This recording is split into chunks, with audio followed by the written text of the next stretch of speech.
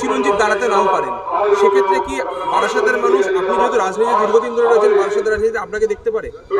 কোনো প্রশ্ন নেই, কোনো প্রশ্নই ওঠে না। কে দাঁড়াবেন কে দাঁড়াবেন না, কে ছিলেন কে থাকবেন, সবটাই তৃণমূল কংগ্রেস দল ঠিক করে। আর কিছু আপনাদের মতো প্রেস মিডিয়া, প্রিন্ট মিডিয়া আছে, তারা বাজারে খবরটা খাওয়ানোর জন্য, যেহেতু বিধানসভা নির্বাচন এবং বাংলার যারা মানুষ আছেন তারা রাজনৈতিক সচেতন, বিভিন্ন ইনফরমেশান তারা পেলে ভালো লাগে, সেই তাদের ভালো লাগার জায়গাটা আপনারা যারা মিডিয়া পার্সন, পোর্টাল চালান বা অন্য আপনারাও এইটাকে ধরেছেন যে একটা খবর যদি চালিয়ে দেওয়া যায় ভালো হয়। কিন্তু আমরা যারা তৃণমূল কংগ্রেস করি, একদম বুথ লেভেল থেকে রাজ্য লেভেল, আমরা জানি তৃণমূল কংগ্রেস দল এবং সুপ্রিমো মমতা বন্দ্যোপাধ্যায় যেটা করবেন সেটাই ফাইনাল। এসআইআরের কাজ প্রায় শেষের দিকে, তালিকা বেরোবে, এখানে যদি কোনো নাম বাদ যায় সেক্ষেত্রে কী হবে? সেক্ষেত্রে আমাদের দল বলেছে দলেরকে জানাতে যে সব ডকুমেন্টস থাকার পরে বাদ গেলে আবার আমরা সুপ্রিম কোর্টে যাবে। দল আবার যেমন সুপ্রিম কোর্ট থেকে অর্ডার বের করেছে, তেমনি আবার সুপ্রিম কোর্টের দ্বারস্থ আমরা নিশ্চয়ই হব। এতদিন তো সেই সুযোগও ছিল না, আইনের কাছে যাওয়ার সেই সুযোগও ছিল। সবচেয়ে হাস্যকর বিষয় হচ্ছে রিটার্নিং অফিসার, ARO, ARO, এমনকি ডিইও, তারাও জানে না অ্যাকচুয়ালি কী কাগজ হলে ভ্যালিড আর কোন কাগজটা না থাকলে ইনভ্যালিড। যাদের নেতৃত্বেই হচ্ছে তারাই আইনটা জানে না। ইতিমধ্যে এই আতঙ্কে অনেকে আত্মহত্যা করেছে, অনেকে হার্ট অ্যাটাক হয়েছে।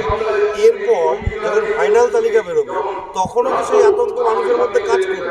নিশ্চয়ই আবার একটা এফেক্ট আপনি সেই সময় দেখবেন। সুতরাং এটা কি, এটা দেখুন, আমরা যা কিছু করি না কেন মানুষের জন্য, মানুষের ভালোর জন্য, নিশ্চয়ই মানুষ মেরে ফেলার জন্য নয়। তো এই এসআইআরটা হলো মানুষ মেরে ফেলার জন্য এসআইআর, এটা হয় নাকি? প্রবেশকারীদের চিহ্নিত করে পাঠানো হবে। কে প্রত্যেক কে বললেন? অমিত শাহ বলেছিলেন ব্যারাকপুরের আজকে সভাতে। না, এটা বিষয় হচ্ছে এতদিন হয়নি কেন? ভারতীয় জনতা পার্টির সরকার দেশে 11 বছর আছে, 11 বছর ধরে নরেন্দ্র মোদী এই পদে আছেন এবং দীর্ঘদিন ধরে স্বরাষ্ট্রমন্ত্রকের পদেও মাননীয় অমিত শাহ রয়েছেন। এতদিন চিহ্নিত করে তাদেরকে ওই দেশে পাঠানো হয়নি কেন? আজকে 11 বছর পরে কেন এই প্রশ্ন উঠছে?